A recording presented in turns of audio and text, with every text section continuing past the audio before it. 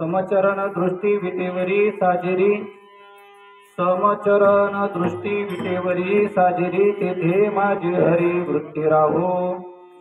अनेक न लगे माईक पदार्थ, तेथे माझे अर्थ नको देवा. ब्रह्मादिक पदे दुःखाची शिराणी, तेथे दुश्चित धनी धुडो देसी. अनेक न लगे माईक पदार्थ, तेथे माझे अर्थ नको देवा. तुका म्हणे त्यांचे कळले आम्हा वर्म, तुका म्हणे त्यांचे कळले आम्हा वर्म. जे जे कर्म धर्म नाशिवंत, अनेक न लगे माईक पदार्थ, तेथे माझे अर्थ नको देवा. विभुं वेणुनादं चरन्तं दुरन्तं, स्वयं लीलया गोपवेशं ददामि. गवां वृन्दकानन्दनं चारुहासं, परब्रह्मलिङ्गं भजे पाण्डुरङ्गम्. पांडुरंगा करू प्रथम नमन, पांडुरंगा करू प्रथम नमन. पांडुरंगा करू प्रथम नमन, पांडुरंगा करू प्रथम नमन.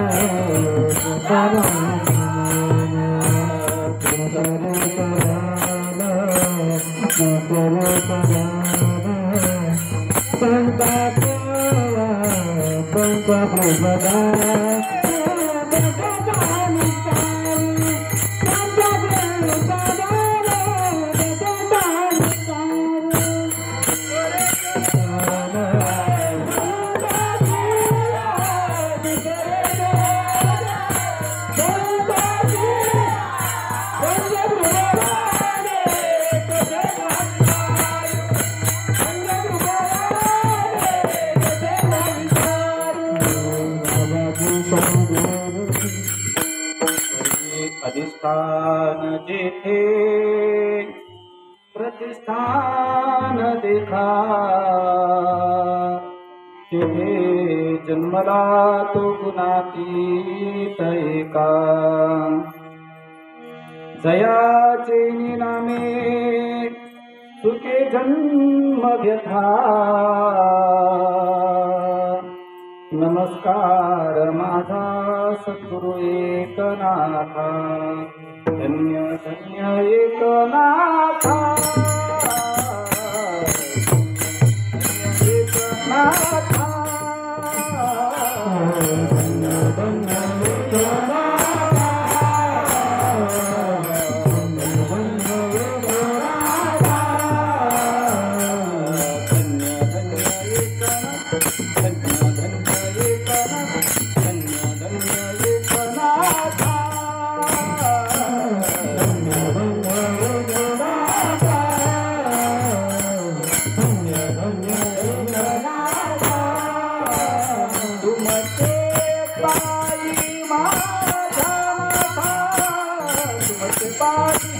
माझा माता.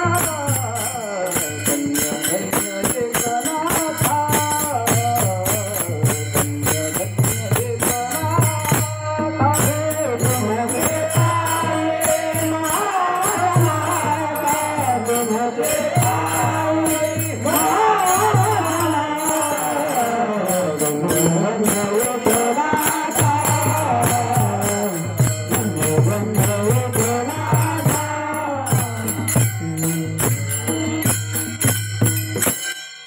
शरण दृष्टी विटेवरी साजिरी तेथे माझे हरी वृत्ती राहू आणि कनलगे माईक पदार्थ तेथे माझे अर्थ नको देवा.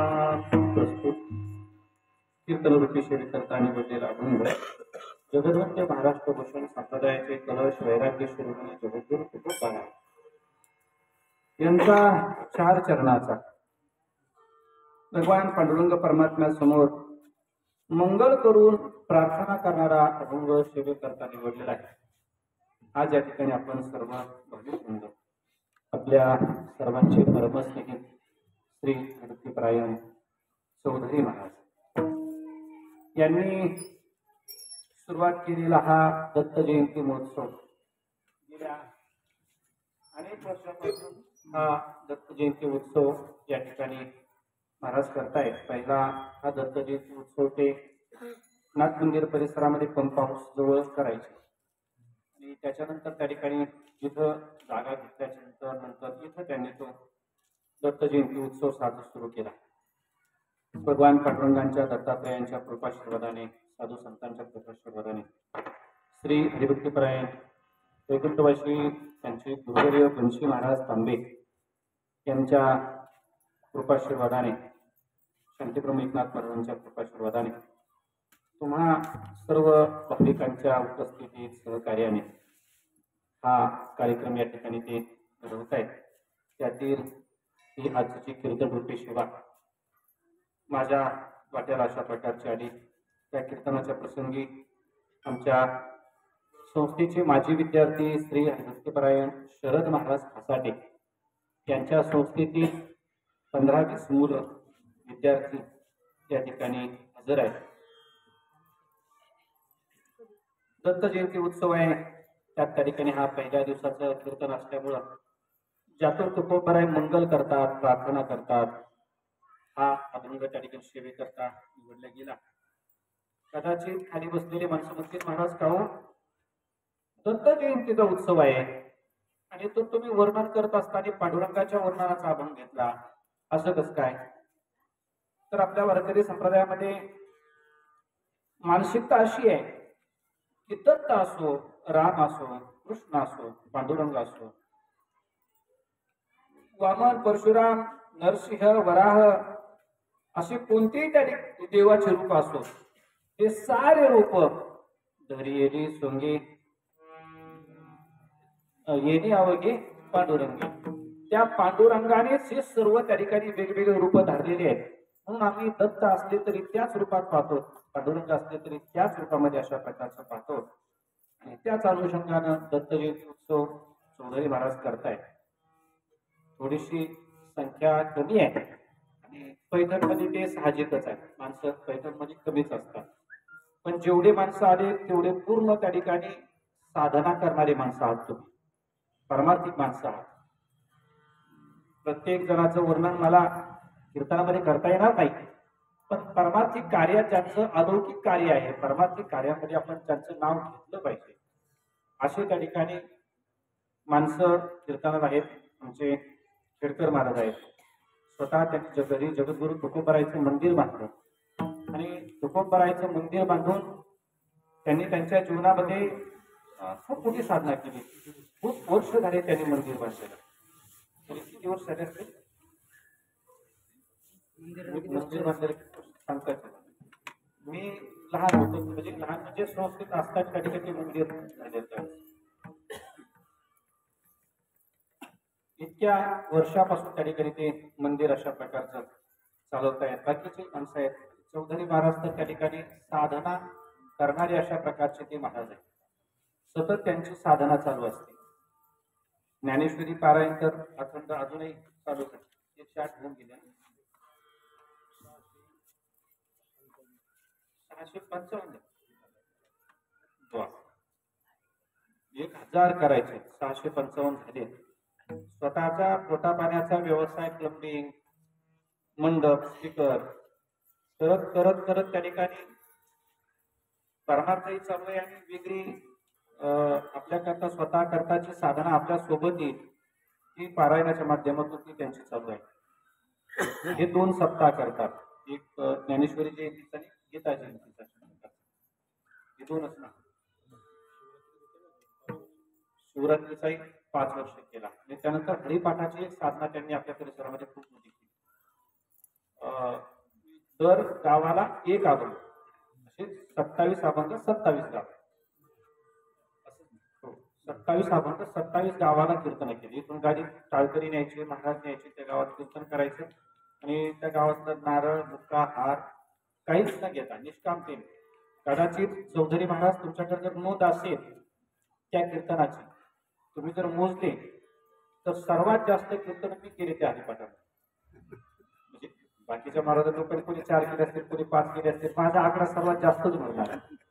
म्हणजे भरपूर कीर्तन केले मी त्या हरिपाठाच्या अभंगामध्ये. म्हणजे माझ्या वाट्याला जेवढे होते ते केले, जे कोणी येणार नाही त्या टायमात मला फोन करायचे की महाराज थोडे कीर्तन करा म्हणून. मग मी स्वतः यायचो. मी तिथल्याच्या दत्त मंदिरातही आपण बऱ्याच वेळा कीर्तन केली. मधुकरीचा सप्ताह, आपला गीताची ज्ञानेश्वरी जयंतीच्या सप्ताहाने बरेच वर्ष त्या ठिकाणी आपली मुलं त्यांच्याकडे यायची. मला अशी साधना करणारी माणसं आवडतात. तुम्ही जास्त संख्येने आलात कीर्तनाला, मला एवढी अपेक्षा नव्हती. एवढे माणसं कीर्तन असतील अशी एवढी अपेक्षा नव्हती मला. आणि ते असं शहरातली आमची रोजची कीर्तन सतत कीर्तन करण्याची आमची त्या ठिकाणी जी मानसिकता आहे ना, ती खूपच कमी माणसं असतात पैठण शहरामध्ये. तरी तुम्ही त्या मानाने खूप जास्त आहे, खूप कमी आहात, म्हणजे कप जास्त आहात असं. उलट अजूनही कमी असते तरी मी मानसिकता तेवढी पूर्ण आलो. तसं काय, एक ते चौधरी महाराज आणि त्यांचा मुलगा दोघं जरी असते कीर्तनात तरी मी कीर्तन केलं असतं. उलट तर जास्त आनंदात केलं असतं कमी माणसात. तसं काय, तर उदाहरण सांगतो ना. समजा आता महाराष्ट्राचे नवीन मुख्यमंत्री झाले देवेंद्र फडणवीस, त्यांनी मला आणि माझ्या एका गणेश नावाच्या मित्राला भेटायला बोलवलं. म्हणजे तुम्हाला शपथविधीला येणं नाही झालं, आता भेटायला या म्हणे मला.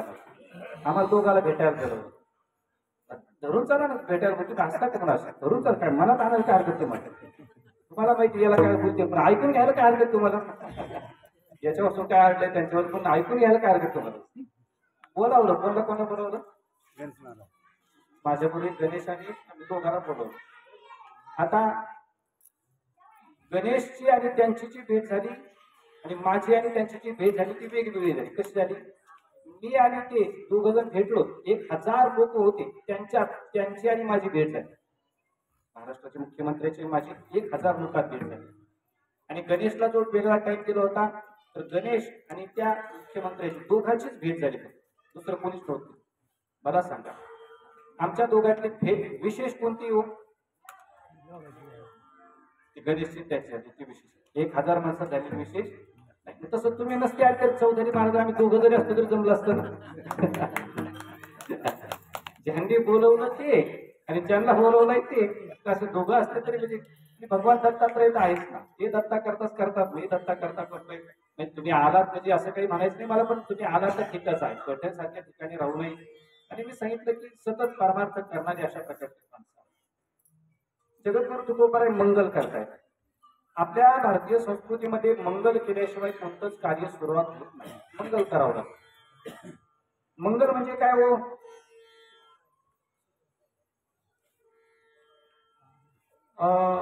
मंगलाचे 3 प्रकार आहेत. एक वस्तू निर्देश मंगल, एक आशीर्वाद रूप मंगल आणि एक स्वरूप मंगल.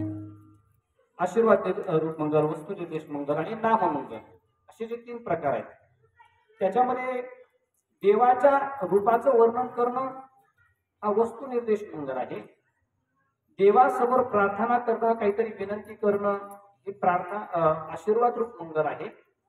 आणि देवाचं नाम घेणं हे त्या ठिकाणी नामरूप अशा प्रकारचं मंगल. हे 3 मंगलाचे प्रकार आहेत. पण का करावं लागतं मंगल? आपण मंगल केल्याशिवाय कार्य कोणतंच सुरू करत नाही. काही करायचं ठरलं तरी गणपती बाप्पाची पूजा करतो, देवाचं नाव घेतो, काहीतरी चांगलं कार्य करूनच त्या ठिकाणी सुरुवात करतो. कशा करता करावं लागतं मंगल? तर त्याचं उत्तर असं आहे, समाप्ती काले मंगलम आचरे. आपलं कार्य हे समाप्ती कालापर्यंत निर्विघ्नपणाने जावं याकरता मंगल करावं लागतं. देवाला विनंती करायची, देवा आम्ही हे कार्य सुरुवात करतो, हे कार्य तुम्ही त्या ठिकाणी शेवटपर्यंत तडीस नाही, अशी विनंती करावी लागते देवाला. आणि त्या देवाच्या विनंतीमुळं हे कार्य त्या ठिकाणी भगवान परमात्मा स्वतःवरती घेतो. देव त्या ठिकाणी त्या कार्यात येणारं विघ्न बाजूला काढतो. म्हणून त्या ठिकाणी देवासमोर मंगल करावं लागतं. कोणत्याही कार्याच्या सुरुवातीला देवाची आराधना आपण केली, देवाला सांगितलं की हे देवा केला नेम चालवी, आमचा जो नेम केला देवा तुम्ही चालवा. तर या ठिकाणचं सर्व देव चालवतो, सारं देव चालवतो. आपल्याला ते चालवायची गरज पडत नाही, देव चालवतो. तुम्ही जर ठरवलं देवा की देवा हे कार्य चालू ठेवा, तर शेकडो वर्षापर्यंत कार्य देव चालवतो. आपल्याला ठरवायची गरज नाही, फक्त आपण चांगल्या प्रकाराने चालू ठेवायचं. आता मागच्या एकादशीला, आता उद्याची मार्गशीर्ष एकादशी, मागची गेलेली ती कार्तिक शुद्ध एकादशी. कार्तिक शुद्ध एकादशीला आपल्या मठावरती एक 50-60 मुलं आहेत विद्यार्थी, असे त्या 50-60 विद्यार्थ्यांना आपण फराळ केलं. अधिक आता 50-60 विद्यार्थ्यांना एक 7-8 किलो भगर असलं की ती पूर्ती आहे. मग आपण एक 7-8 किलो भगर सकाळच्या वेळेला शिजवली, तयार केली, त्याच्याकरता शेंगदाण्याचं पिठलं केलं आणि पोरांना बसवलं फराळ. काय झालं, आता एकादश असल्यामुळं लोकांच्या झुंडी यायला लागली. मग पोरं फराळ करत असताना माणसं आली, आपल्याला म्हणावं लागतं करा फराळ, म्हणजे घ्या प्रसाद म्हणून. त्यांना काय कळतं, घे फराळ करता केले बाबा, विद्यार्थ्याकरता केले, आपण खाऊ नाही, पण घ्या प्रसाद. मग आता महाराज म्हटलं तर घ्या प्रसाद. जेच माणसं सुरू झाले तर 10-5 करता आमचे काही पोरं फराळ करतात, काही फराळ करायचे राहिले होते. पोरांना सांगितलं, पोरांना आता वाढू नका म्हटलं, गाड्याच्या गाड्या माणसं येते 10-5 आणि प्रत्येकालाच फराळ वाढावं लागून राहिलं. आणि आपल्याला आता फराळ पुरणार नाही, पोरांना परत आणायचं, शिजायचं, भिजायचं करायचं अवघड आहे म्हटलं, ते वाढू नका, बंद करा म्हटलं. पोरं आतमध्ये गेले, लोकांना त्याने असं बाहेर झालं तर, पण ते पहिले बसलेले लोक असायचे, दुसरे आले की हे पहिलेच लोक, आम्ही म्हणायचे ते पहिले लोक म्हणायचे काय करा फराळ. ती म्हणजे घ्या प्रसादाला महाराज म्हणजे ते लगेच बसायचे. तर पोरं म्हणजे महाराज ते लोक हात धरून बसले बाहेर, आता आपण कसं करायचं. विडवे महाराज केला नेम चालू, माझा देव कसं चालवतो बरं. एक कातपूरचा माणूस आला आणि त्याने 25 किलो शब्दाला त्याच्या घरी उरला होता, दिंडी जेवून तयार केलेला शब्दा परतीलेला, आणि 25 किलो शब्दाला घेऊन त्या ठिकाणी तो आला. म्हणजे पैसे पाठी भगर संपली, आता शेवटचे 10-5 माणसं राहिले, 5-25 पोरं राहिले. 25 किलो शब्दाला त्यांनी आणला. सांगितलं महाराज आमच्या घरी दिंडी होती, त्यातला उरलाय, हे तुम्हाला घेऊन टाका. अजून एक विशेषता अशी त्याच्यामध्ये, तो अगोदर एका मठावर गेला होता की त्या महाराजाला म्हणे हे घ्या म्हणे तुम्हाला. पण ते महाराज म्हणजे आमचं सर्वांचं फराळ झालं बाबा, ते व्हायला जाईल, तू दुसऱ्या मठावरती म्हणे. म्हणजे नाथ महाराजांना किती काळजी आपली. त्यांनी ते शब्दांना घरी आणून दिला आणि तो शब्दांना पोराने इतका खाल्ला की संध्याकाळच्या उरत. म्हणजे आपण लोकांना सांगतो नका वाढू, पण देव चालू.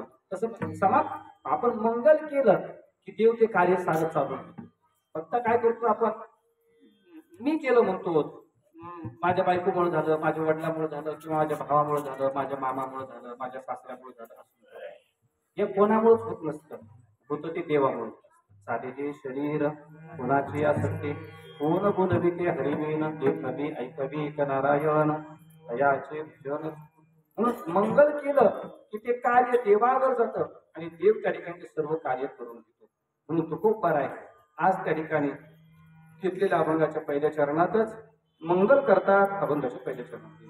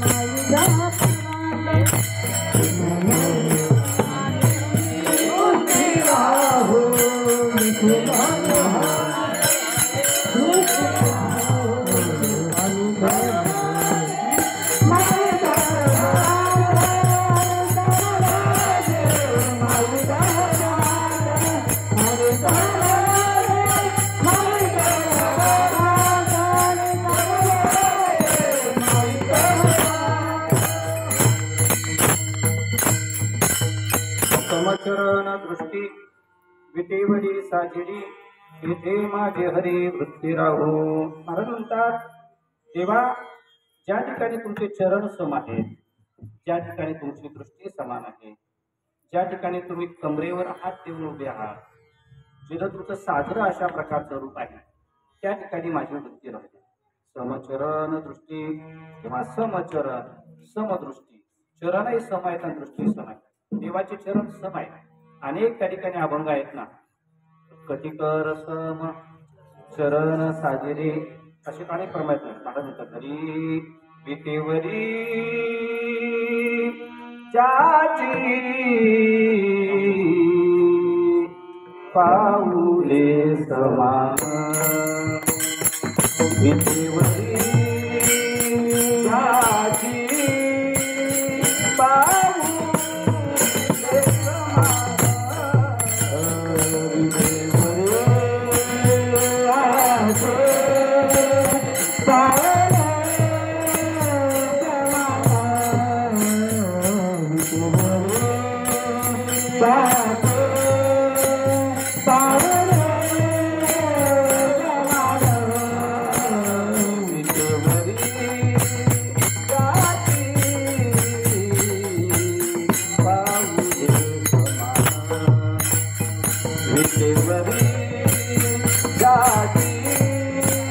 समान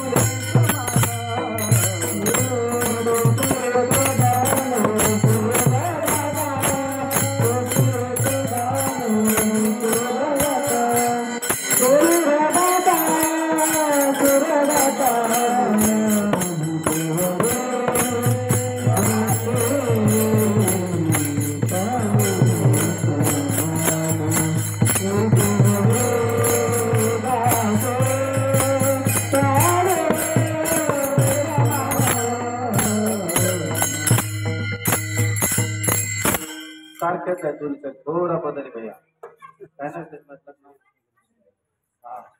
हे चालतो 3-4 बरे ऐकले मुरडीला ऐकली पाठीवर ऐकली ध्यानात ठेवा तर पुढच्या विटेवरी ज्याची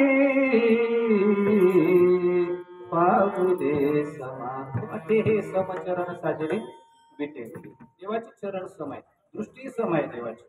त्यावर एक महत्वाची शंका आहे बघा, का होतो तो बरं आहे देवाची दृष्टी तुम्ही समान म्हणता, मग देवाची जर दृष्टी समान आहे तर या जगामध्ये सर्व माणसं समान असायला पाहिजे, सारेची परिस्थिती समान असायला पाहिजे.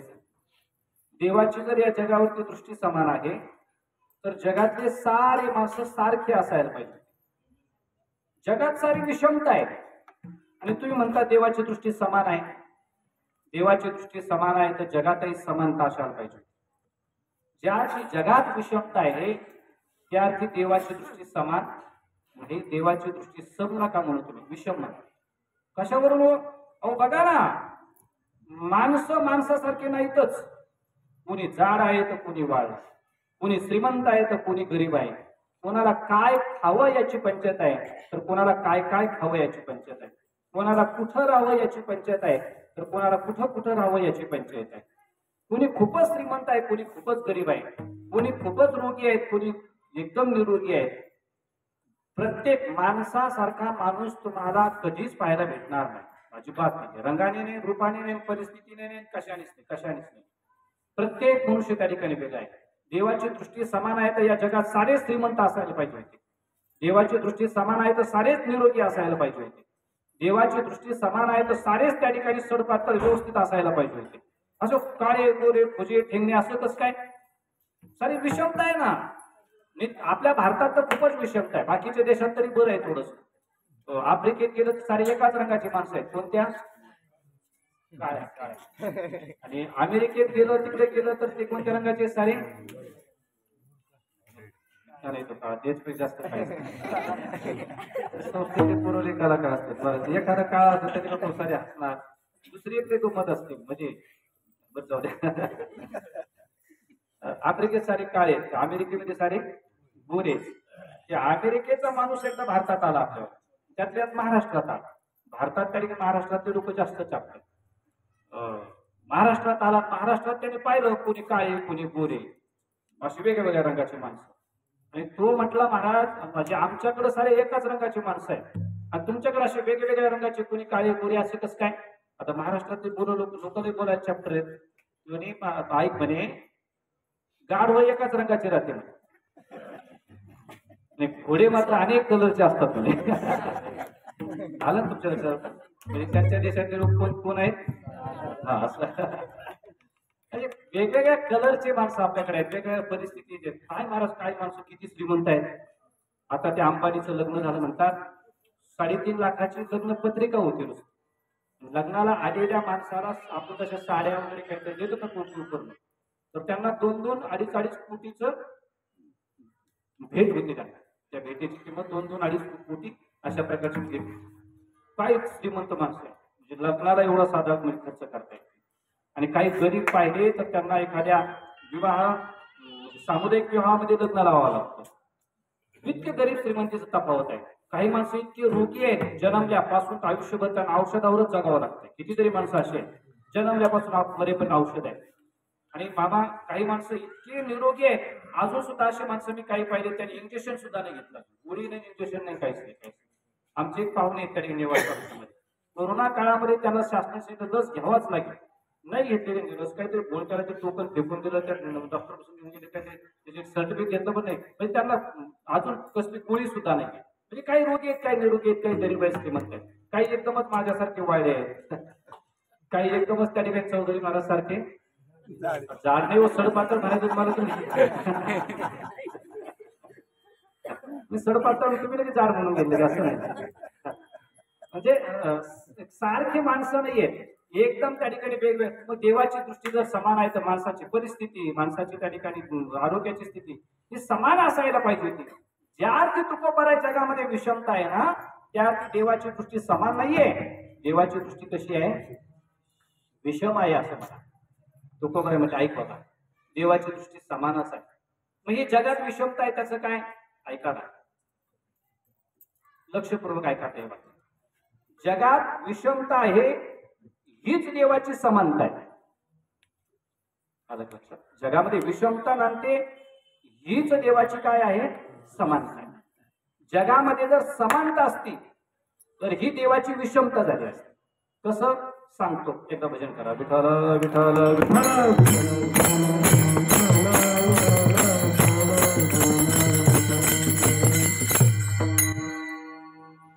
जगामध्ये विषमता आहे ही देवाची काय आहे? समानता. जगामध्ये जर समानता असती तर ही देवाची काय झाली असती? विषमता. कसं आहे? हे सर्व मुलं आमच्या काही शाळेत जातात.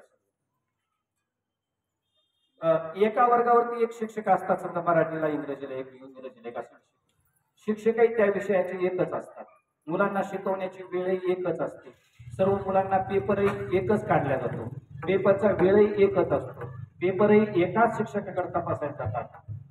मला सांगा, साऱ्या मुलांना शिक्षकाने विचार केला हे सारे माझेच विद्यार्थी आहेत, सारे माझ्या हाताखाली शिकलेत, मी कोणाचाच भेदभाव करणार नाही, सर्वांनाच 95 95 95 95 95 मार्क देऊ टाक. ही मार्क समान दिले शिक्षकाने. ही शिक्षकाची समानता झाली का विषमता झाली? बोला ना, बोला ना. समान मुलांना समान मार्क देणं ही गुरुजीची समानता आहे का विषमता आहे? विषमता आहे. बाबाने बरोबर ही विषमता आहे. हा, गुरुजीची समानता कधी होईल? ज्याच्या त्याच्या अभ्यासानुसार त्याला मार्क देणं ही गुरुजीची समानता आहे. जो मुलगा अभ्यास करतो त्याला 95, जो करतच नाही त्याला 30, 35, 25 त्याच्या पेपरनुसार अभ्यासानुसार मार्क देणं ही गुरुजीची समानता आहे. आणि सर्वांना सारखे समान मार्क देणं ही गुरुजीची विषमता आहे. तसं आपल्या कर्मानुसार आपल्याला ठेवणं ही देवाची काय आहे? समानता आहे. आणि आपलं कर्म कसं असू द्या सर्वांना सारखं ठेवलं तर ही देवाची काय आहे? आता आलं तुमच्या. म्हणून तुकोबरा म्हणजे बाबा देवाची दृष्टी कशी आहे? समच आहे. समचरण दृष्टी विटेवरी साजिरी. त्याच्याबरोबर लक्षात घे ना तू. पहिलं लक्षात आलं की माणसाला समजतंय. लक्षात नाही आलं, समजलं नाही, काही उपयोग होत नाही. आता पाठीमागं नवरात्राच्या अगोदर एक म्हातारा मनुष्य माझ्याकडे आला. 75-80 वय होतं. मला म्हणजे महाराज मुंबईला जाता का हो कधी कीर्तनाला? म्हटलं जात असतो तारीख आली तर. मला यायचं म्हणजे तुमच्यावर कीर्तनाला. बघा बरं तारीख आहे का? डायरेक्ट उचकून पाहिलं तर एक कीर्तनाची तारीख होती मुंबईला. मला म्हणजे मला येऊ द्या त्या दिवशी तुमच्यावर. म्हटलं कशाला? हो महाराज मुंबई पाहिली नाही म्हणे. मी टीव्हीत पाहिली ऐकली पण कशी मुंबई पाहिली? जीवाची मुंबई एकदा पाहून घ्यावं म्हटलं. मला मुंबई पाहायला थोडं घेऊन चला. 75-80 वय होतं. म्हटलं बाबा कधी मरतील सांगता नाही यायचं. तिथलं पाण्या गळून पडत. मुंबई पाहायची इच्छा आहे, पूर्ण केली तर बरी, नाही तर भूत होऊन आपल्याला लागायचे. म्हणून मी आपलं त्यांना म्हटलं त्या दिवशी तुम्ही सकाळी 6 वाजता माझ्याकडे या, मी तुम्हाला मुंबई पाहायला घेऊन जातो.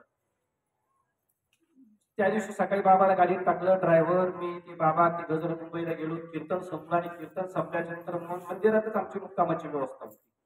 तिथल्या टाळकऱ्यापैकी एक जणाला सांगितलं अहो आम्हाला मुंबई पाहिजे. म्हटलं उद्या तेवढी आम्हाला मुंबईत दाखवा. त्याने सांगितलं महाराज जवळच घरी म्हणजे माझं इथं सकाळी 7:30 वाजता तुम्ही माझ्या घरी या, मी तुम्हाला मुंबई पाहायला घेऊन जातो. म्हणे दुसऱ्या दिवशी सकाळी 7:30 वाजता आम्ही स्नान करून त्या माणसाच्या घरी गेलो मुंबई पाहण्याकरता. त्याला फोन केला. म्हटलं अहो आम्ही आलो तिथं खाली, तुम्ही आवरून खाली या. गाडी साईडला लावली. आता मुंबईची गंमत अशी आहे, मुंबई वाढायला एका बाजूला समुद्र आहे, एका बाजूला डोंगर आहे. म्हणून मुंबई अशी आडवी वाढायला जागाच नाही राहील. मुंबई वाढायला लागली ती उभी ताळावर ताळ. ज्या माणसाला आम्हाला भेटायला जायचं होतं तो 35व्या ताळावर आहे, इतक्या उंच. आता एवढ्या मोठ्या बिल्डिंग असल्या की खालीवर जायला त्या पायऱ्या नसतात. काय असतं त्याला? लिफ्ट असत. त्या लिफ्टच्या तोंडाला म्हातारा आणि मी बसतो. दोघं गाडी साईडला ड्रायव्हर बाजूला बसला. दोघं जण लिफ्टच्या तोंडाला बसलो. 7:30 वाजले होते सकाळचे. आता गंमत अशी असते शहरामध्ये पहाटच्या वेळेला म्हातारा म्हातारी हे फिरायला गेलेले असते 5-5:30 पाय मोकळा करायला. घरात त्यांना चालायला जागा नसते. 5-5:30 ते मोकळे रस्ते असते, हवा फ्रेश असते म्हणून फिरायला जाते. 5-5:30 म्हातारा म्हातारी फिरायला गेलेले ते फिरून 7-7:30 घरी येते. ते लिफ्ट मध्ये बसून वर जाते आणि 7-7:30 शाळेची वेळ असल्यामुळं पोरं लिफ्ट मधून उतरते आणि ते शाळेत जाते. बसताना म्हातारा म्हातारी बसते, उतरताना पोरं उतरते आणि शाळेत जाते. सकाळची वेळ अशी असते ती. आता ह्यो म्हातारा एका बाजून बसला, मी एका बाजून बसलो. म्हातारा पहिल्यांदाच मुंबईला आलेला, त्याने कधी लिफ्ट पाहिलं नाही. त्या लिफ्टची गंमत त्याला 2 दरवाजे असते. आतला दरवाजा उघडलेला झाकलेला, ती वर गेलेला आपल्याला नाही दिसत. बाहेरचा दरवाजा उघडलेला झाकलेला आपल्याला दिसतो. बाहेरचा दरवाजा उघडायचा, म्हातारा म्हातारी त्याच्यात बसायचे, दरवाजा लागायचा. थोड्या वेळाने दरवाजा उघडला, हे पोरं पोरी उतरायचे, शाळेत जायचे. तर पाहिलं 2-4 बऱ्या गेली म्हातारा म्हातारी आले पोरू काय मशिनी हो म्हणे.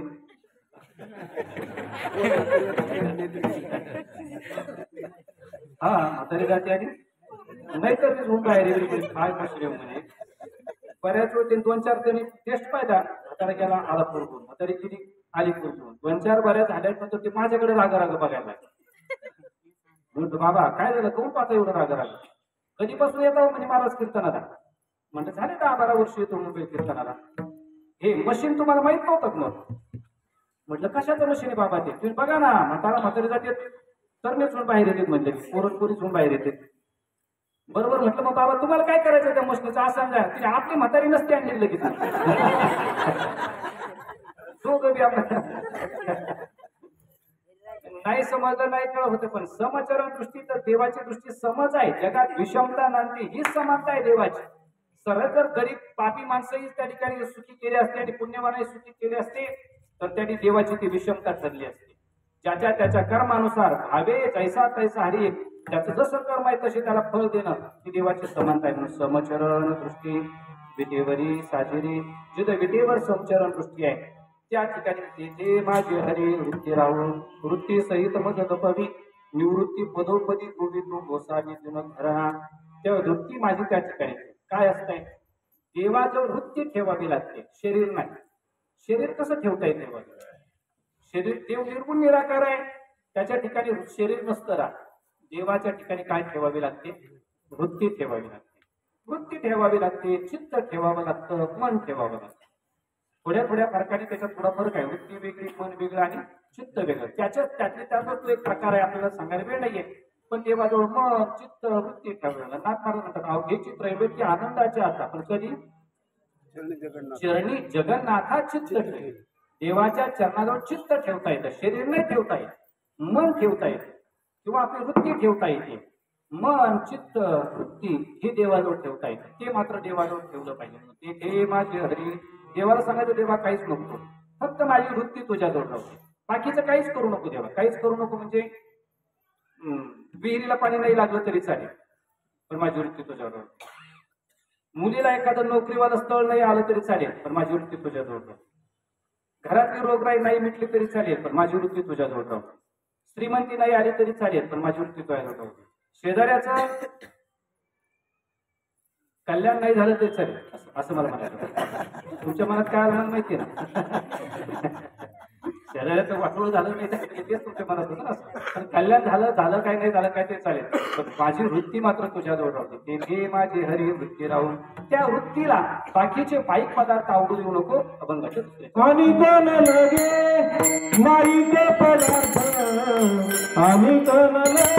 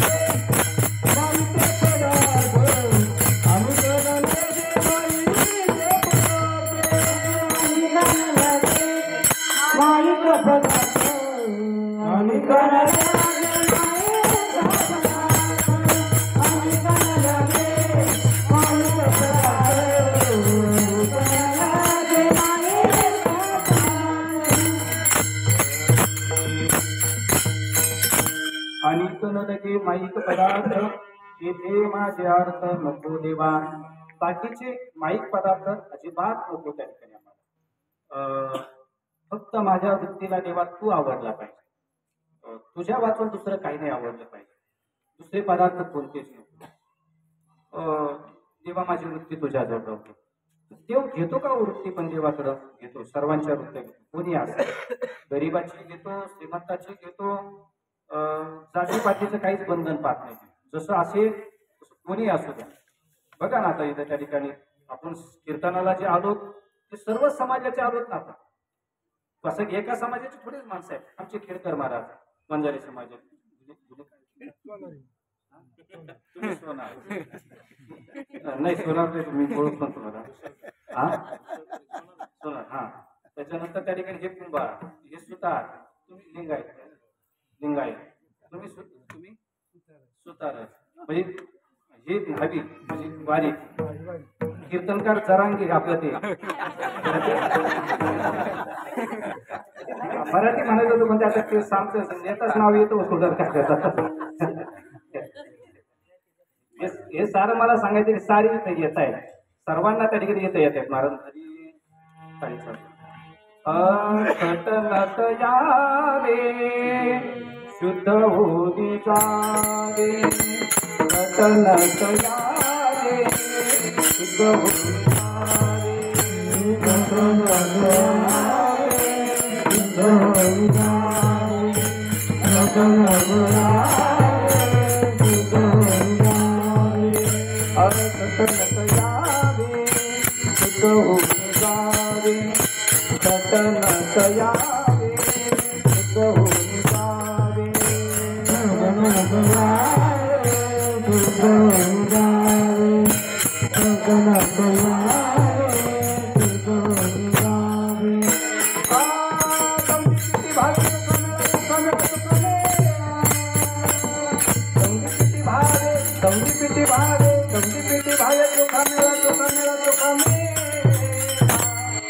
टाळी वाजवावी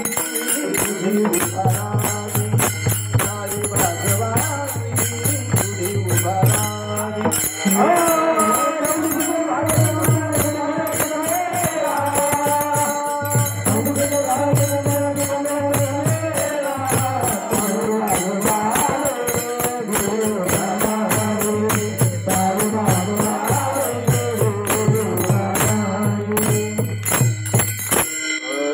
कटनट यावे कुणी या सर्वांना त्या ठिकाणी अधिकार आहे. पण बाकीचे आपल्या वृत्तीला बाकीचे पदार्थ आवडले नाही पाहिजे. आणि लगे माईक पदार्थ काय होतो महाराज त्या माईक पदार्थाने बघा, माईक पदार्थाने माणसाचं समाधान नाही, सुखी नाही होत, बरं नाही होत माईक पदार्थ. माणसं माईक पदार्थ कमवतात बरं होण्याकरताच कमवतो आपण, पण त्या माईक पदार्थाने बरं झालं असा मनुष्य शोधून सुद्धा सापडत नाही. सर्वात मोठं उदाहरण आहे माईक पदार्थ जमा करण्यामध्ये रावणाच. 80,000 बायका, एवढ्या बायका इतिहासात कोणी केल्या. 7 कोटी घरं सोन्याची, घरं बांधलेत पण सोन्याचे नाही बांधले असले तरी 7 कोटी नाही. म्हणजे सर्वच बाजूला त्या ठिकाणी मोठा माईक पदार्थामध्ये, पण त्याचं सुद्धा समाधान झालं नाही, त्याचं सुद्धा बरं झालं नाही. कोणाचं बरं होत नाही माईक पदार्थाने. आपण कमवतो बरं होण्याकरता, पण तेवढं मिळालंय की माणूस यांनी बरं, आता दुसऱ्याने बरं होईल, याने बरं होईल, त्याने बरं होईल. आणि शेवटी माणसाच्या पदरात पश्चातापच पडतो. नुकत्याच जन्माला आलेल्या मुलाला तुम्ही विचारा, बाबाने बरं झालंय का? तू जन्माला आला ते बरं झालं का? तो सांगत असतो जन्माला आलो ते बरं झालं, पण आता शाळेत गेलो तर आणखीन बरं होईल. चांगल्या शाळेत गेलो तर आणखीन बरं होईल. चांगल्या शाळेत गेलेल्या मुलाला विचारलं बाबाने झालंय का बरं? तो सांगत असतो नाही ना, चांगल्या मार्काने पास झालो का? पण बरं. चांगल्या मार्काने पास झालेल्या मुलाला विचारा बाबाने झालंय का बरं आता? तो सांगत असतो नाही ना, चांगला उद्योग धंदा नोकरी लागली की मग बरं.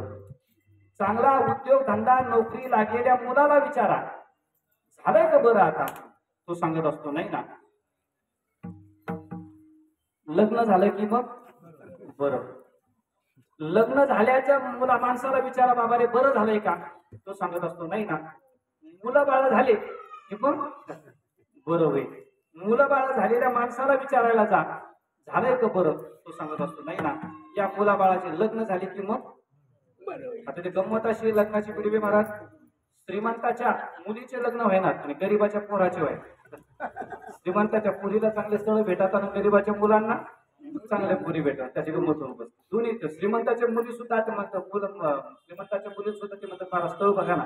माझ्याकडे सध्या 3 मुली डॉक्टर आहेत, ते म्हणतात ते चांगला डॉक्टर मुलगा भेटतच नाही मला, मुलं शिकलेली भेटत. म्हणजे असं आहे, माणसाला विचारलं ज्याला मुलं बाळ झाले त्याला विचारलं बाबा झालंय का बरं? तो सांगत असतो या मुलाबाळाचे लग्न झाले की मग बरं. बरं, ज्या माणसाच्या मुलाबाळाचे लग्न झाले त्याला जर आपण विचारायला गेलो झालंय का बरं, तर त्याच्या घरी दोघच म्हातारा म्हातारी जातात. मुलांना सुना घेऊन गेलेले असतात वाईली, मुलींना जावई घेऊन गेलेले असतात आणि दोघच म्हातारा म्हातारी जातात. मग त्यांना विचारावं झालंय का बरं? ते सांगत असतात नाही ना महाराज, हा सारा कुटाणा नसता केला तर येथे अवघेवाया गेली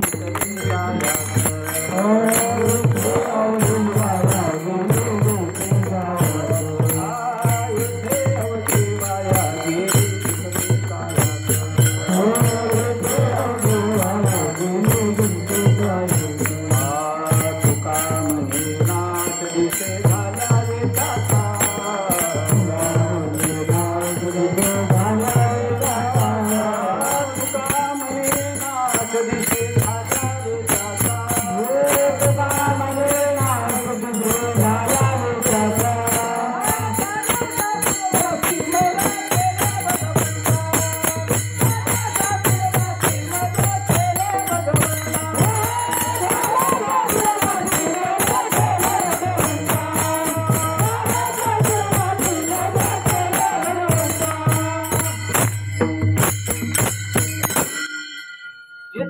वाया गेले दिसते साया, सारे सायास आपले संसारातले वायालाच गेले. कोणालाही विचारा त्याला पश्चातापच आहे, नसतं केलं तर बरं झालं असतं ते सारा होताना. काही नाही त्याच्यात. काही पोरं जीव लावी त्यांनी सुना तर नक्कीच जीव नाही लावी, जेवून घ्या माझ्याकडून. म्हणजे काय नसतं कोणाला उपकार काही राहत नाही, किती कमा तुम्ही काही नाही त्याच्यात. इतकं कोटीने कमेलेलं असतं, नुसती मुलाने असं मुली सुनाने असं नुसतं तोंड जरी वाकडं केलं तरी त्या असं असं वाटतं बाबा एवढं कमवून ठेवलं ती तोंड वाकडं करते, काय राहिलं जीवनात अर्थ आपल्या असं. पण काही उपकार नसतात मला. याचा अर्थ असा आहे की सारे माईक पदार्थ किती कमवा ते वायाला जात आहे म्हणून मारत होतं. आणि त्यांना लगे बघा ना, माईक पदार्थ कमवणारे इतिहासात किती मोठे माणसं होऊन गेलेत, त्यांचं नाव आपण घेत नाहीयेत. पण माईक पदार्थ ज्यांनी कमवले नाहीत ते गोरोबा काका आहेत. माईक पदार्थ ज्यांनी कमवले नाहीत त्या ठिकाणी नरहरी सोनार आहेत. माईक पदार्थ ज्यांनी कमवले नाहीत ते संत शेरा नावी आहेत. माईक पदार्थ ज्यांनी नाही कमवले ते नाथ महाराज आहेत. माईक पदार्थ ज्यांनी नाही कमवले ते सावता महाराज आहेत. माईक पदार्थ ज्यांनी नाही कमवले ते ज्ञानोबर आहेत, तुकोबर आहेत. माईक पदार्थ ज्यांनी नाही कमवले ते जळोजी मळोजी आहेत. त्यांचे फोटो आपल्या घरात आहेत. ज्यांनी माईक पदार्थ कमवले टाटा, बिर्ला, अदानी, अंबानी यांचे फोटो नाही ना आपल्या घरामध्ये. त्यांनी काय कमवलंय? माईक पदार्थ कमवले. तुकोबर आहे, श्रीनानाबी, भगवान बाबा, वामन भाऊ यांनी काय कमवले बरं? काय त्यांच्याकडे? काहीच नव्हतं ना त्यांच्याकडे, पण तरी सुद्धा त्यांचे फोटो आहेत. याचा अर्थ असा आहे की माईक पदार्थ न कमवणारेच आपल्याला आवडतात आणि तेच मोठी होत असतात. म्हणून महाराज म्हणतो अनेक नलगे माईक पदार्थ. घरात दोन प्रकारच्या वस्तू आणतो. माईक पदार्थ पाहिजे पण गरजेपुरते पाहिजे, त्याच्याशिवाय जीवन नाही जगत, असे गरजेपुरते पाहिजे. गरज आणि इच्छा म्हणजे काय एवढं सांगतो आणि सेवा समाप्त. काय झालं मला वाटतं महाराजांनी तारीख देताना मला सांगितलं 6 ते 8 असं काहीतरी कीर्तन किंवा 7:30 8:30 सांगितलं.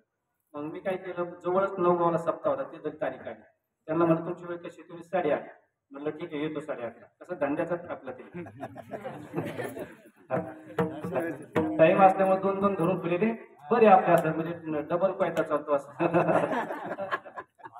भागत आहे असं. हा त्याच्यामुळे मग ते पोटा पाण्याकरता करावं लागतं सरासरी. त्याच्यामुळे हे कीर्तन संपत गेलं की ते जायचं म्हणून थोडंसं लवकर 8च्या आतच आपण संपवणार आहोत. घरात एकच मुद्दा सांगतो एवढा लक्षात घ्या तुमचा.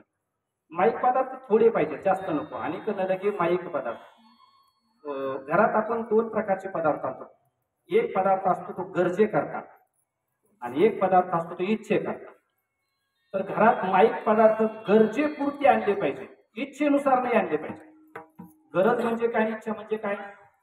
जे पदार्थ नाही आणले तर आपण मरू शकतो ते पदार्थ गरजेचे, आणि जे पदार्थ नाही आणले तरी काय आपण मरत नाही ते पदार्थ इच्छेचे. आलं पाहिजे. इच्छेचे पदार्थ असे असतात ते नाही आणले तर आपण काय मरत नाही, पण गरजेचे पदार्थ असे असतात की ते नाही आणले तर आपण मरू शकतो. उदाहरणार्थ घर बांधणं गरज आहे, इच्छा नाही येते, कारण घर बांधलं नाही तर आपण मरू शकतो. घर बांधणं गरज आहे, इच्छा नाहीये. घर बांधणं गरज आहे, पण बांधलेल्या घरामध्ये टीव्ही आणणं ती माईक आहे, इच्छा आहे, ती गरज नाहीये. ती बांधलेलं घर ती गरज आहे, पण घरात टीव्ही आणणं ती इच्छा आहे.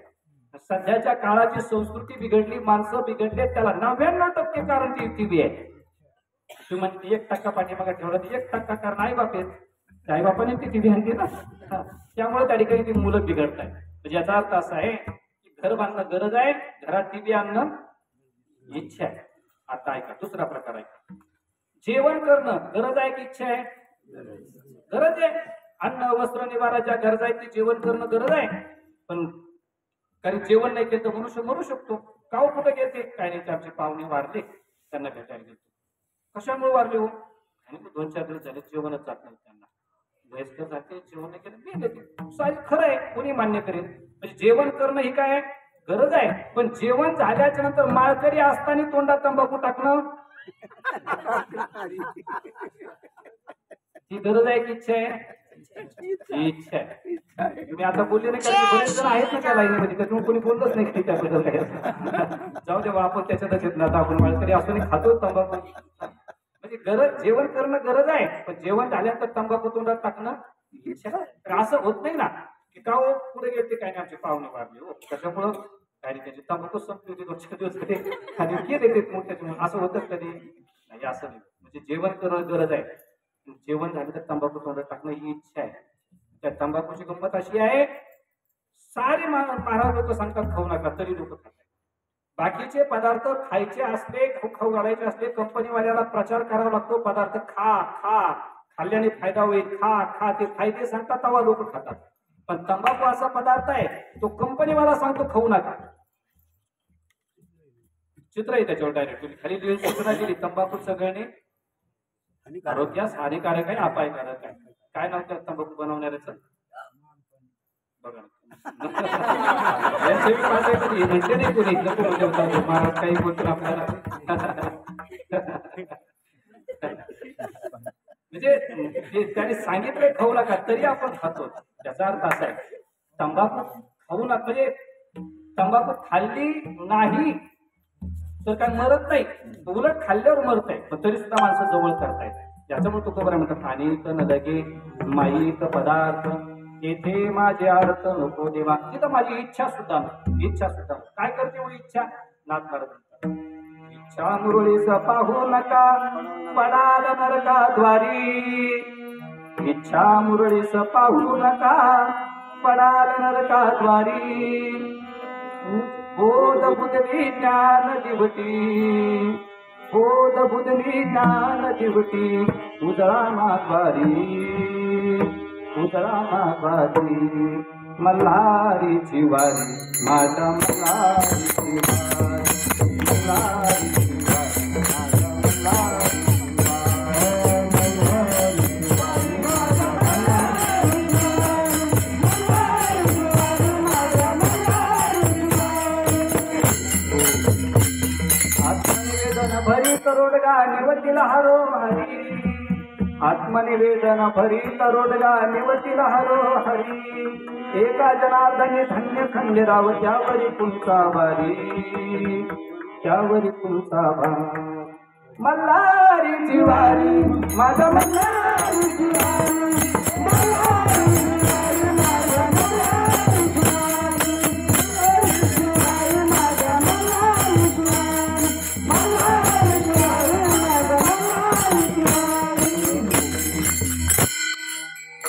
इच्छा उत्पन्न होणं ही सुद्धा त्या ठिकाणी वाईट आहे. तिथे माझे अर्थ वेदांत शास्त्र असं सांगताय, माईक पदार्थ प्राप्त जवळ घेणं तर दुःख आहेच, पण माईक पदार्थाबद्दल इच्छा करणं हे सुद्धा दुःख आहे. नुसतं मला ते पाहिजे एवढं मनात जरी आलं तरी सुद्धा ते दुःखाला कारणीभूत असतं. मिळवणं तर वेगळंच, पण नुसतं एखादी वस्तू पाहिजे, आपल्याला अशी पाहिजे होती बरं, ते सुद्धा दुःखच आहे, ते सुद्धा दुःखालाच कारणीभूत आहे. ते तळमळ वाढवते आणि ते मानसिक पाप तयार होतात, ते दुःखालाच करतात. अशा जैशी दुःखाते व्याधी निंदा दुरीते, हे असो जैशी दैन्याते दुर्भकत्व. म्हणजे इच्छा ही त्या ठिकाणी दुःखालाच जन्म देते. म्हणून तेथे माझे अर्थ नको देवा. ठीक आहे, मग महाराज तुम्हाला हे माईक पदार्थ नको ते लोकातले, पण परलोकातले जे मोठमोठाले पद आहेत ते देतो ना तुम्हाला.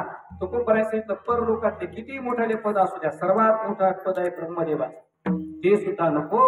अभंगाच्या तिसऱ्या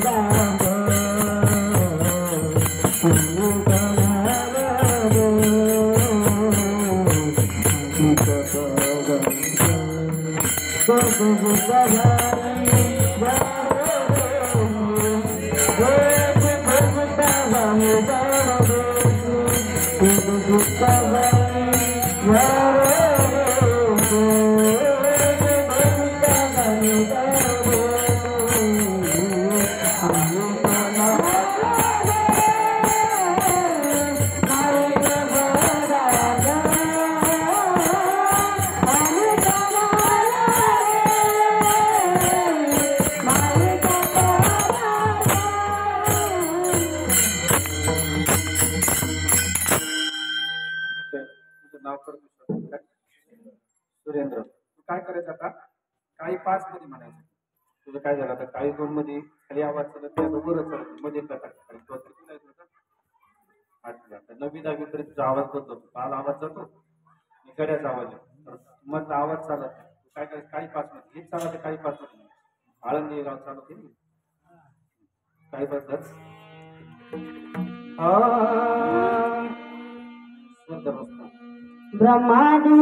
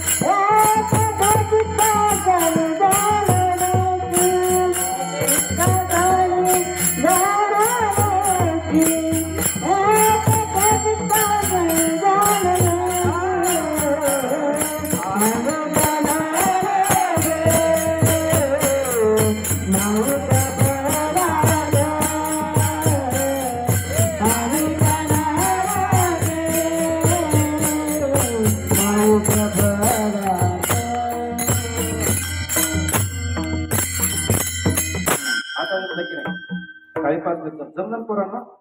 तुम्हाला काय करायचं लोक म्हणा कोणी काय म्हणत त्याच्याकडे म्हणत नाही की समजून तरी शरद महाराजांना सांगायचं एक म्हणायला एक आधुनिक विधान घेऊन यायला चांगला तो याला जमतंय पण असं म्हणत नाही चांगला एक जण पाहिजे म्हणायचं मस्त आज काळी 5 मिनिट धरायला लावायचं आणि मग म्हणायचं मग तुझा आवाज बरोबर त्याचा सर्वात मोठं पद आहे ते ब्रह्मादिक पद. ते ब्रह्मादिक पद महाराज म्हणतात ते सुद्धा मला नव्हतं. मनुष्यामध्ये सर्वात मोठं पद आहे ते ब्रह्मदेवाचं. म्हणजे माणूस मोठा होऊन होऊन होऊन तो ब्रह्मदेवच बनतो, याच्यापेक्षा मोठा नाही. पद भोगता भोगता भोगता भोगता सर्वात मोठं पद आहे ते ब्रह्मदेवाचं. ज्ञानोबा म्हणतात ब्रह्मेशाना पर होते वाढणे नाही जीवाचे. ब्रह्मदेवापेक्षा दुसरं मोठं पद नाहीये. तर महाराज म्हणतात ते सुद्धा नको. का? तर जेवढा मनुष्य मोठा बनतो ना तेवढा मनुष्य त्या ठिकाणी दुःखी असतो. जेवढा मनुष्य गरीब तेवढा सुखी असतो. जेवढा मनुष्य मोठा बनेल तेवढा दुःखी असतो. बघा तुम्ही जेवढे मोठाले माणसं आहेत ना त्यांना अंगरक्षक ठेवावे लागतात.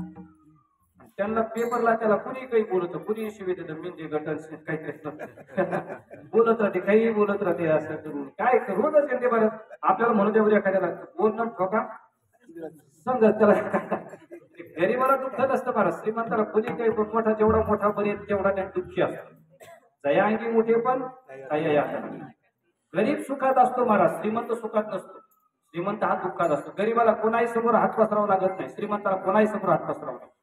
सर्वात छोटं पद आहे नगरसेवकाचं. नगरसेवकाला मागावंच लागतंय ना, कुठं वार्डात. त्याच्यानंतर मोठं पद आहे नगराध्यक्ष, त्यालाही मागावंच लागतं. पण तो मोठा आहे नगरसेवकापेक्षा, तर त्याला मग सारं शहरच मागावं लागतं. त्याच्यापेक्षा मोठं पद आहे आमदारकीचं, त्यांना तर मागावंच लागतं. तर मग त्यांना तर मागायचं, मोठं पद आहे तर मग त्यांना मात्र तालुक्यात मागावं लागतं. त्याच्यापेक्षा मोठं पद आहे खासदार, त्यांना तर मग जिल्ह्यात मागावं लागतं. त्याच्यापेक्षा मोठं पद आहे मुख्यमंत्र्याचं, पंतप्रधान, त्यांना तर अख्ख्या राज्यात मागावं लागतं.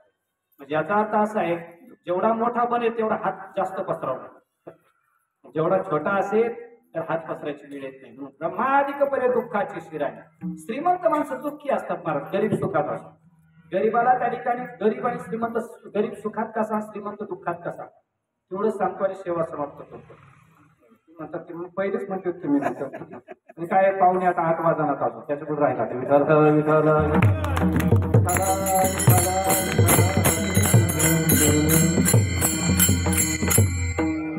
एवढंच सांगतो. श्रीमंत सुखात दुःखात कसा आणि गरीब सुखात कसा. श्रीमंत दुःखी असतात, गरीब सुखी असतात सज्जन. नंतर महाराज काही सांगतात हो, उग कीर्तनामध्ये बोलायची नियम नसतो, त्यामुळे आम्हाला काही बोलता येणार. श्रीमंत सुखात असतो महाराज, गरीब दुःखात असतो. गरीबाला उन्हाळ्यात ऊन लागतं, पावसाळ्यात पाऊस लागतो, थंडीत थंडी लागते. श्रीमंताला उन्हाळ्यात ऊन लागत नाही, उन्हाळ्यात सुद्धा थंडी वाजेल अशी बंगले आणि गाड्या असतात श्रीमंताची, एसी असतो. आणि हिवाळ्यात सुद्धा घाम येईल अशा गाड्या आणि बंगले असतात श्रीमंताचे. पाऊस किती झाला तर त्याच्या घरात थेंब सुद्धा येत नाही महाराज. गरीबाच्या खालून ओढून चोकून पाणीच वाहत आहे. उन्हाळ्यात गरम, थंडीत थंडी वाजते. काय सांगता महाराज तुम्ही, गरीब सुखात आहे, श्रीमंत दुःखात आहे. तरी सुद्धा सांगतो, गरीब सुखातच आहे, श्रीमंत दुःखात आहे. कशावरून सांगतो ना, गरीबाचे सुखाचे 2 लक्षणं सांगतो, श्रीमंताच्या दुःखाचे 2 लक्षणं सांगतो. बघा, ज्याला भूक लागते, अगोदर भूक लागते आणि नंतर जेवायला बसतो, तो गरीब. गरीबाला अगोदर भूक लागते, नंतर जेवायला बसतो, तो गरीब. श्रीमंताचं तसं नसतं. श्रीमंताला जेवायची वेळ होती आणि मग बायको म्हणते, अहो तुम्ही वेळ झाली जेवायची, तुम्हाला भूक नाही लागली, तो भूक नाही लागली अजून, मग गोळ्या घ्यायच्या, जेवून घ्या. मग श्रीमंत जेवायला बसतो, भूक लागली म्हणून नाही, गोळ्या घ्यायच्या. मठावर माणसाने का झालं काय, हो झालं का, शुगर आहे महाराज, गोळ्या नाही घेतल्या, साखर पडत खावं लागतं. म्हणजे जेवले कशा करतात, गोळ्या घ्यायच्या. बरं, जरी जेवायला बसला तर चालण्यापेक्षा न चालण्याचे पदार्थ जास्त. तिखट चालत नाही, पोटात आग पडते. आंबट चालत नाही, ऍसिडिटी वाढते. खारट चालत नाही, बीपी वाढतो. गोड चालत नाही, शुगर वाढते. म्हणजे मसाल्याचं चालत नाही, टिंब वाढत. जाऊ हे असं काहीच चालतच नाही. मग काय म्हणजे चालण्यापेक्षा न चालण्याचे पदार्थ जास्त. गरीबाला महाराज काही होत नाही, कुठं खातो, कसं खातो, किती खातो. आता थोडी आपण सुधारलो, फिल्टरचं पाणी, नळाचं पाणी प्यायला लागलो. नाही तर बाबा तुम्हाला माहिती, पूर्वीच्या काळी श्रावण भाद्रपद महिन्याचं शेतकरी शेतात वखर राहणारे गेलं तर कुठलं पाणी प्यायचं, सरडीचं पाणी. ते पाणी एकट्याने नाही प्यायचं, ते त्याची पण जनावरांनी तिथंच पाणी प्यायचं. कुत्र्याने पुचकळून निघायचं त्याच्यातून, कुत्र इकडून पुचकळून तिकडून निघायचं. याने जमलं त्याचं धोतर एकच वळणात पिळायचं, तेच पाणी थोडं असं तोंडी तोंड प्यायचं. तर चिकन गुन्ह्याने, माकड गुन्ह्याने, कोरोनाने काहीच होत नव्हतं, काहीच होत नव्हतं. गरीब माणसं कुठेही खातो, कसाही खातो, काही. श्रीमंता काही जमत महाराज तसं. श्रीमंतानुसार तीर्थ घेतलं तर सर्दी होती, आरती घेतली तरी उन्हाळ्या लागतात, चिची खालून गेला तरी खोकला दम खात नाही. बस नुसत्या मिरचीच्या रानातून गेला तरी डबा हातातून खाली पडत नाही. श्रीमंताला खाण्याचे पदार्थ नाही, ते नियम असतात. गरीबाला काही होत नाही, कुठलंही खातो, किती काय खातो, काही होत नाही. मला सांगा ना, मग ज्याला भूक लागते तो सुखी आहे का गोळ्या घ्यायच्या म्हणून जेवतो तो सुखी हो? भूक लागते. हे झालं पहिलं लक्षण गरीबीचं सुखाचं, श्रीमंतीच्या दुःखाचं. आता दुसरं लक्षण सांगतो, ज्याला अगोदर झोप लागते नंतर खाटेवरती पडतो गरीब, आणि जो आधी खाटेवर पडतो झोपेच्या गोळ्या घेतो आणि मग झोपेची वाट पाहतो. खिडकी वाटून येते का, दरवाजा वाटून येते का, खाटा घालून येते का, धाऱ्या वाट येते, वाट पाहतो झोपेची. लागला तर एखादा टुकला लागतो, नाही तर तसाच रात्रभर जागा असतो तो श्रीमंत.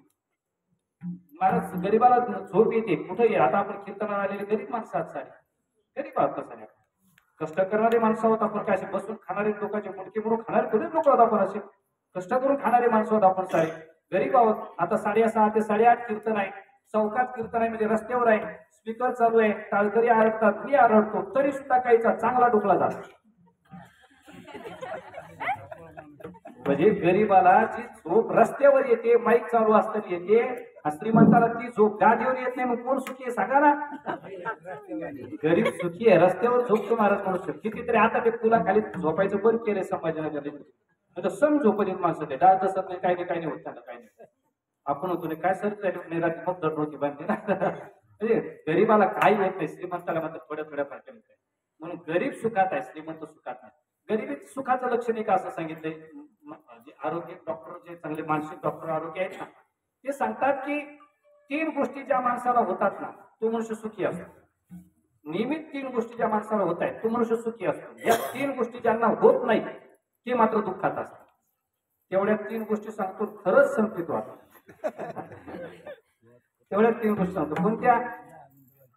10 मिनिटं बाकी, त्या 10 मिनिटं तेवढं. ज्याला या 3 गोष्टी होतात तो सुखी आहे, ज्याला 3 गोष्टी होत नाही तो दुःखात आहे. ज्याला झोपेच्या टायमाला झोप लागते पहिलं लक्ष, तो सुखात आहे. जेवायच्या टायमाला जेवण जात आहे तो एक सुखी आहे. आणि सकाळी उठल्या काहीच न करता जो जातो पोट मोकळं होतोय तो एक सुखी आहे. या 3 गोष्टी ज्याला होत आहेत तो सुखी आहे. यातल्या तिन्हीचा ज्याला प्रॉब्लेम आहे तो किती कोट्यावधी असला तर तो दुःखीच समजायचा.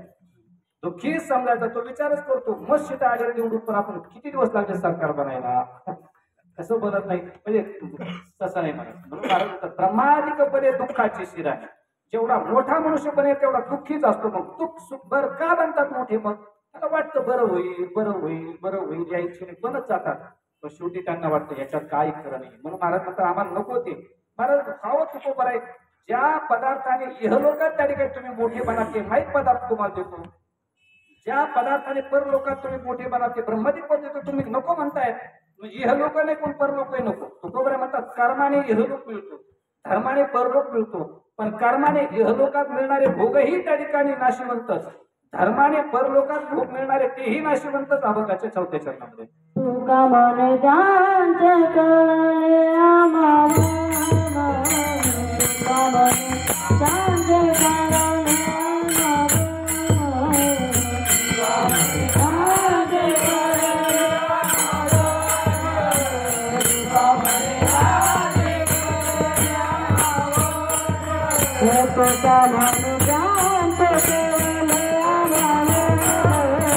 तुका मन जांचे कळले आम्हाला, तुका मन जांचे कळले आम्हाला, तुका मन जांचे कळले आम्हाला.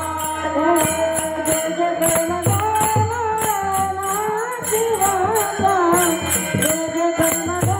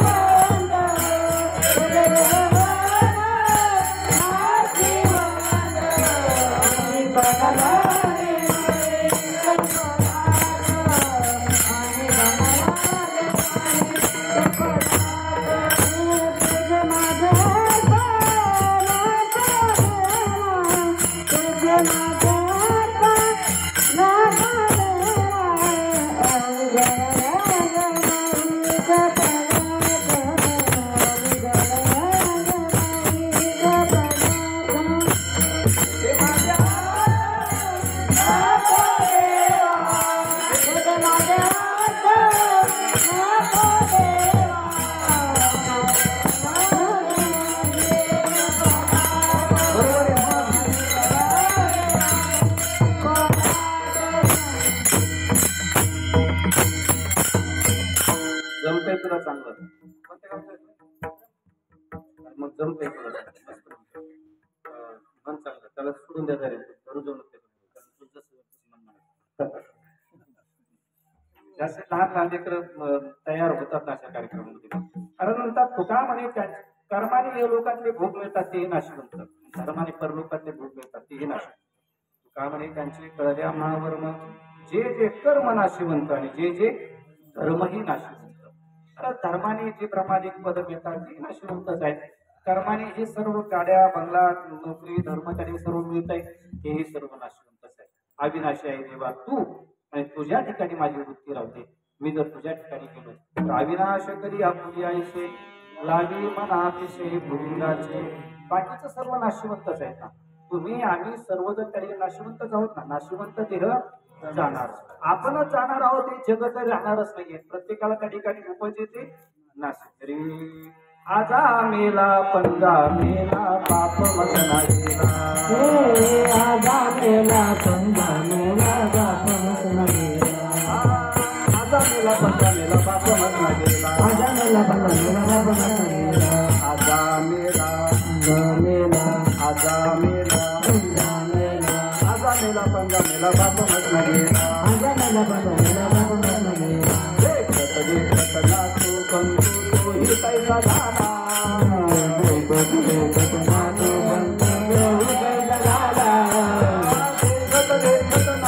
पंतू तो ही कैसा झाला.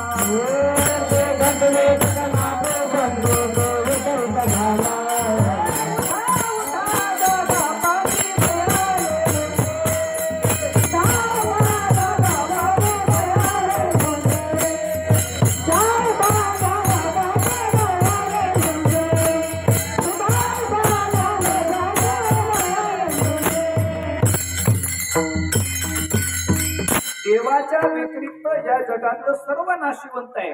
नाशिवंताचा आश्रय जर आपण केला तर तेही नाश पावणार, आपणही नाश पावणार. म्हणून आश्रय करत असताना आपण अविनाशाचा केला पाहिजे. अविनाशी हे देव अविनाशी आहे. म्हणून काय तर समचरण दृष्टी विटेवरी साजिरी तेथे माझे हरी वृत्ती राहू. आणि तन लगे माईक पदार्थ तेथे माझे अर्थ नको देवा. विठोपार तुम्हारी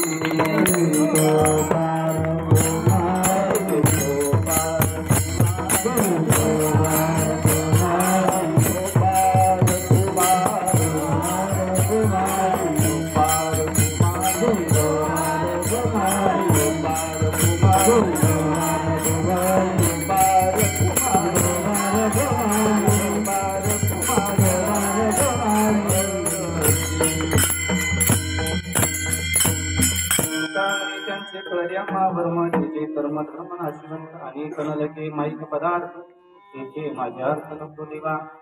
गीता जयंती उत्सव आहे, संत जयंती उत्सव आहे. महाराज ज्ञानेश्वरी जयंती करतात, गीता जयंती करतात. गीता हा ग्रंथ खूप महान ग्रंथ आहे. किती महान आहे?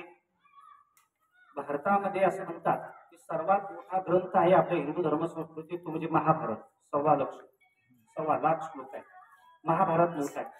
ज्ञानोबराय म्हणतात त्या महाभारताचं सार 700 श्लोकात आहे. सर्व जगाचं सार महाभारतात आहे आणि महाभारताचं सार 700 श्लोकात आहे. म्हणून गीता ग्रंथ मोठा आहे.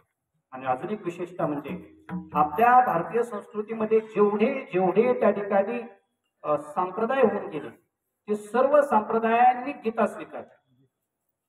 स्वाध्याय संप्रदाय गीता स्वीकारली. कोणताही संप्रदाय असू द्या गीता स्वीकारली. का बरं त्यांनी गीताच का स्वीकारली? कोणी असू द्या त्यांनी गीताच जवळ केली. का बरं? ऐका ना, भारतात जर मोठं व्हायचं असले तर गीता ग्रंथाचाच आश्रय घ्यावा लागतो. त्याच्याशिवाय या भारतामध्ये कोणी मोठं होऊ शकत नाही. इतका मोठा गीता ग्रंथ आहे. अजून एक ऐका, माझ्या ज्ञानोबरायांना ग्रंथाचं विश्लेषण करण्याकरता त्या ठिकाणी त्यांनी गीतेलाच जवळ केलं. याचा अर्थ गीता ग्रंथ मोठा आहे. ज्ञानोबरायांना सुद्धा गीता आवडली ना. ज्ञानोबरायांना गीता आवडली याचा अर्थ गीता ग्रंथ मोठा आहे. ज्ञानोबरायांना दुसरे ग्रंथ नव्हते का त्या ठिकाणी विश्लेषण करण्याकरता? तुकोबराय सुद्धा सांगतात जे गीता श्रवण करतात ते सात्विक असतात. गीता भागवत करीची श्रवण ते सात्विक असतात. बाकीच्या ग्रंथाचं नाही. पण गीता हा ग्रंथ मूळचा ग्रंथ आहे. छोटा ग्रंथ आहे, 700 श्लोकाचा ग्रंथ आहे. मूळचा ग्रंथ आहे आणि महान अशा प्रकारचा ग्रंथ आहे. कितीतरी टीकाकारांनी त्याच्यावरती टीका तयार केल्या. खूप जुन्या काळापासून त्यांनी शंकराचार्यापासून त्या ठिकाणी आतापर्यंत कितीतरी जणांनी केल्या. पण सर्वांच्या वेगवेगळ्या अशा प्रकारच्या टीका आहेत आणि प्रत्येकाचा अर्थ वेगळा आहे. काही श्लोकाचा अभ्यासक लोक अर्थ लावत असताना प्रत्येक श्लोकाचा अर्थ कोणी कोणी कसा लावला पाहिला जातो तर प्रत्येकाचा अर्थ वेगळा आपल्याला पाहायला मिळतो. भगवान परमात्मा भगवान शंकर ज्यावेळेस त्यांना पार्वती माता विचारते का हो तुम्ही सतत गीता वाचत असतात तुम्हाला काय मिळतं त्या गीतेतून? एकदा वाचली बाद झालं ना. त्यावेळेस भगवान शंकराने पत्नीलाही नाराज न करण्याकरता सांगितलं भवानी प्रश्न करीत चमत्कार. भवानी प्रश्न करीत चमत्कार. ते हरू म्हणे नेणे देवी जैसे का स्वरूप तैसे तैसे नूतन नूतन गीते गीतात घेतात वा एकदा टाळ्या वाजवणार 655 साडेसहाशे होऊन गेले. याचा अर्थ असा की म्हणजे परत पाठ होत गेली असेल ना तेव्हा दोन्ही वय माझ्या पाठ होत्या पाठ नाही असं नाही पण मुद्दाम मी सोडल्यामध्ये चुकून येते की नाही वय पाठ करत नित्य नूतन म्हणजे जसं नित्य नूतन रूप दिसतंय ना तिथं त्या तसं त्या ठिकाणी मला ज्यावेळेस परत परत पाहतो त्या टायमाला मला गीता ही नवीन नवीन नवीन अशा प्रकारची वाटते. जिथं भगवान शंकराला ती नवीन वाटते एवढ्या मोठ्या त्या ठिकाणी देवाला महादेव आहेत ना ते त्यांना ती नवीन वाटते. तर आपल्यासारख्याला एका दोन बाऱ्या वाचून काय करायचे होते जे अखंड गीता वाचतायत भगवान शंकर त्यांना ती नित्य नवीन वाटते. आपल्याला काय करायचं म्हणून त्यांनी त्या महान गीता जयंतीचा त्यांनी पर्व काळ आहे. त्याचबरोबर त्या ठिकाणी दत्त जयंतीचा पर्व काळ आहे. आपल्या नाथ महाराजांची दत्ताचीच अशा प्रकारची परंपरा आहे. दत्तात्रयापासून नाथांची परंपरा त्या ठिकाणी आणि ती परंपरा ज्या पैकी चालते त्या दत्ताचा उत्सव गीतेचा उत्सव महाराज करतायत. अशीच त्यांच्याकडून श्रद्धा वृद्धिगत व्हावी आणि त्यांना भगवान परमात्मा हे कार्य करण्याची इच्छा देत राहतो म्हणजे ताकदही कार्य देत राहते. बिडवे महाराज मला असं म्हणायचं होतं आता की चौधरी महाराज ज्या वेळेस सांगतील त्या टायमाला आम्ही सेवा करू म्हणजे असं म्हणायचं होतं मला कसं की तुमची परिस्थिती नसली तरी आम्हाला त्यांनी सेवा करायला सांगा आम्ही सेवा करू असं मला म्हणायचं होतं. पण आता असं नाही म्हणायचं मला असं मला म्हणायचंय की देवाने तुमची परिस्थिती अशी ठेवावी तर सप्ताह सतत चालू राहिले पाहिजे. म्हणजे तुम्ही गरीबी आली तरी सप्ताह चालू ठेवा असं नाही म्हणायचं मला. देवाने त्याची परिस्थिती अशी मानसिकता सर्व अशी ठेवावी की म्हणजे त्यांना जसं मुलगा मिळालाय तो स्वतः कीर्तनात बसलाय हे लावून त्या ठिकाणी मोबाईल लावून तसं त्यांना सुनही अशी भेटावी तिनाही वारकऱ्याची सेवा केली पाहिजे. तिला सुद्धा त्या चहा पाणी सर्व केलं पाहिजे जेणेकरून ही परंपरा चालू म्हणजे माझ्या वडिलांची निराशी का देवा तुझी चरण सेवा पांडुरंगा आणि पिढीचा ती चरण सेवा चालू राहणं हे महत्वाचं त्या ठिकाणी असतं. म्हणून अशी तरी अखंड अशा प्रकारची सेवा घडावी. ज्या ज्यावेळेस तुम्हाला सेवेची इच्छा निर्माण होईल त्या त्यावेळेस सांगत जा आम्ही सेवा करायला तयार आहोत. मी सांगून गेलो की बऱ्याच आता मध्ये थोडस आम्ही बऱ्याच सेवा खाल्ल्या होत्या तिथल्या दत्त मंदिरात खूप सेवा केल्या. मी सांगतो हरिपाठाच्या सेवा तर इतक्या केल्या मी त्यांच्या बरोबर टॅम्पो तुमचा लावला होता पण आपण भाड्याचा लावला होता त्या टॅम्पोत बसून काही माझ्या गाडीवर बसून लय कीर्तन केले परिसरामध्ये त्यांच्यामध्ये. अशीच त्या ठिकाणी मला असे साधना करणारी माणसं आवडतात. हा साधना करणारी माणसं आवडतात. खिशे भरणार आपलं ते साधना जे करतायत देवा करता जे करतायत तसे माणसं त्या ठिकाणी करत असले तर त्यांच्याबरोबर त्यांनाही परमार्थ होतो आणि त्यांच्याबरोबर आपल्यालाही त्या ठिकाणी परमार्थ करतो. असेच त्या ठिकाणी दत्तात्रेयाने भगवान योगेश्वराने नाथ महाराजांनी त्यांच्यावरती कृपा करून कार्य करावं ही सदिच्छा व्यक्त करतो. झालेली सेवा शांतीब्रह्म एकनाथ महाराजांच्या भगवान दत्तात्रेयांच्या भगवंताची वाङ्मय महत्व असणारे गीतेच्या सद्गुरू गोरक्षनाथ महाराजांच्या चरणी श्री हरिभक्तीपरायण त्यांचे गुरुवारी बंशी महाराज थांबे त्यांच्या चरणी आपण करून सेवेला या ठिकाणी ज्ञानेश्वर माऊली